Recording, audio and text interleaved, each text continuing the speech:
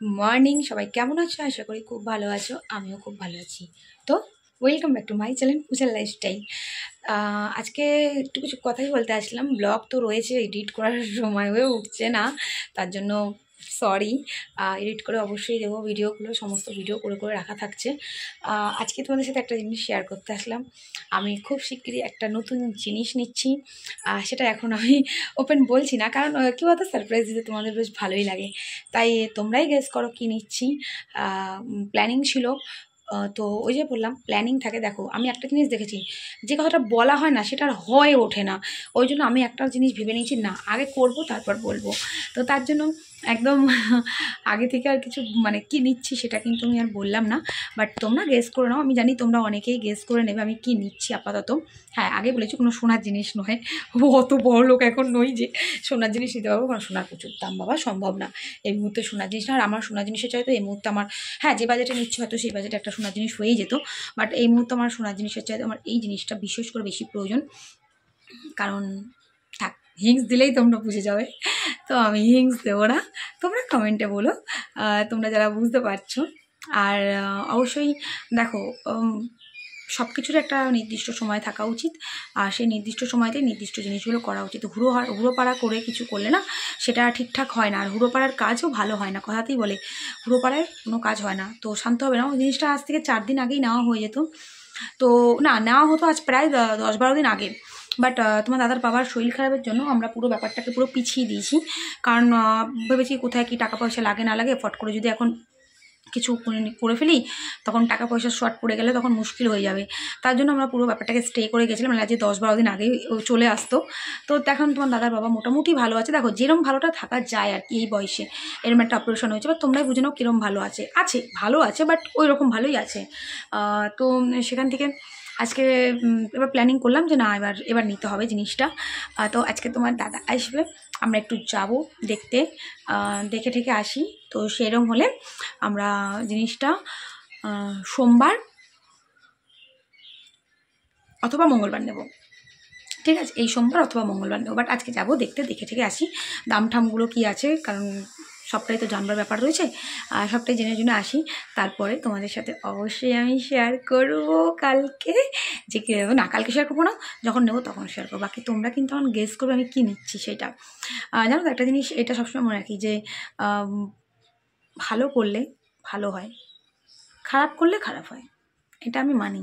আজ আমি যদি খারাপ করি আমার সাথেও খারাপ হবে, আজ আমি যদি ভালো করি আমার সাথেও ভালোই হবে।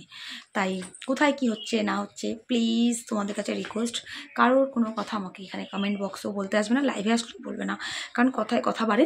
আমি চাই না কারোর সাথে কোনো কথায় কথা বাড়াতে। আর যে যেরকম ঠেলা সামলাচ্ছে সামলাক, কিছু মানুষের এখন কোটার দরজায়ও খুব দৌড়চ্ছে। যাই হোক, সবটাই কানে আসছে, সবটাই শুনতে পাচ্ছি। আমি বারবার বলেছিলাম এগুলোর মধ্যে না ঢুকতে, বাট তখন সে শোনেনি, তারা শোনেনি, ঢুকেছিল। এখন যেমন ঢুকেছে, এখন কিছু করার নেই না, এখন তো মাসুলটা গুনতে হবে, আমার কিছু করার নেই। এই মুহূর্তে দাঁড়িয়ে অন্তত আর কিছু করার নেই। অনেকবার বারণ করেছিলাম, শোনেনি। যাই হোক, সে তার ব্যাপার, তাদের সামলানো, তারা সামলাক, আমি তো আর সামলাচ্ছিলাম।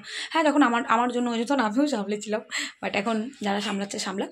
যাই হোক, যার যেটা করার সে সেটা করুক, আরও করুক, আরও যদি আমার কোনো খারাপ করার করুক। আমি এখন প্রচণ্ড স্ট্রং হয়ে গেছি, ঠিক আছে, এখন আর ফেলিয়ে কাঁদি না, কারণ আমি জানি চোখের জলের কোনো দাম হয় না, ঠিক আছে, কোনো দাম দেয় না, চোখের জলের দাম কেউ দেয় না।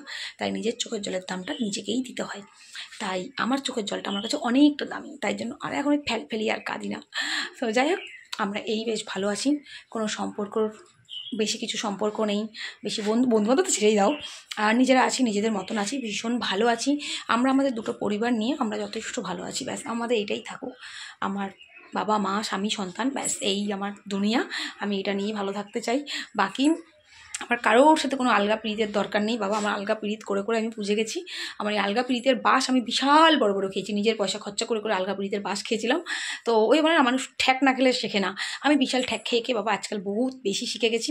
তাই জন্য সব কিছু থেকে আজ নিজেকে বহুত দূরে রাখি, নিজের ডিস্টেন্স মেনটেন করি, নিজের আত্মীয় স্বজন সব দিক থেকে আমি সবসময় মনে করি যে না, সম্পর্ক সবার সাথে ভালো থাকুক কিন্তু দূর থেকে থাকুক, আমি এটাই মনে করি। সবার সাথে ভালো থাকুক, আমি সবার সাথে সম্পর্ক ভালো রাখতে, কিন্তু দূর থেকে।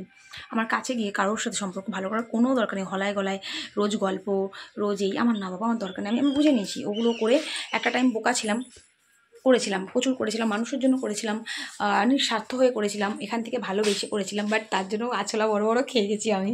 তো তার জন্য আমার আর দরকার নেই, আমরা এই ভালো আছি। আর সত্যি বলতে এই ভালোর মধ্যেই তোমার দাদা আমি রয়েছি।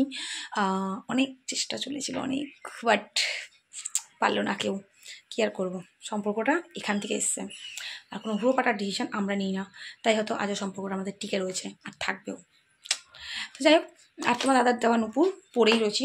যাই হোক, আমি শর্ট ড্রেস পরা, তাই তোমাদের নিচু হয়ে দেখাতে পারলাম না, বাট ও তো নুপুরটা দিয়েছে। এটা অ্যাকচুয়ালি আমি ইউটিউবেই দেখেছিলাম যে এই বছর শিবরাত্রিটা নাকি প্রায় 60 বছর বাদে আসছে, 60 বছর বাদে পড়েছে।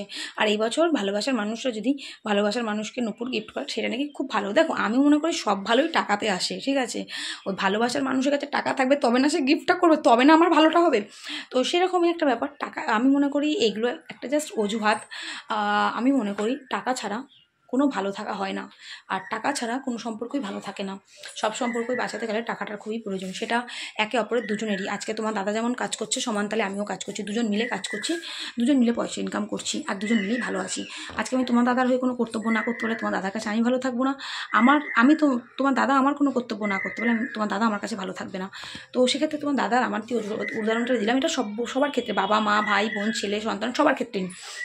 টাকা ছাড়া কোনো সম্পর্কই আজকাল আর ভালো নয়।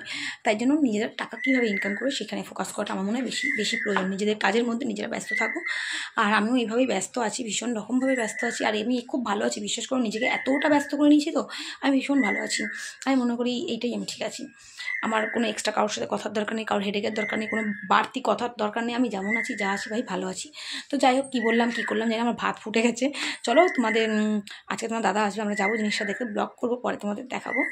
আর যাই, তোমরা গেস করতে থাকো ততক্ষণ কমেন্টে যে আমি কি নিচ্ছি, তাড়াতাড়ি গেস করো ভাই। টাটা।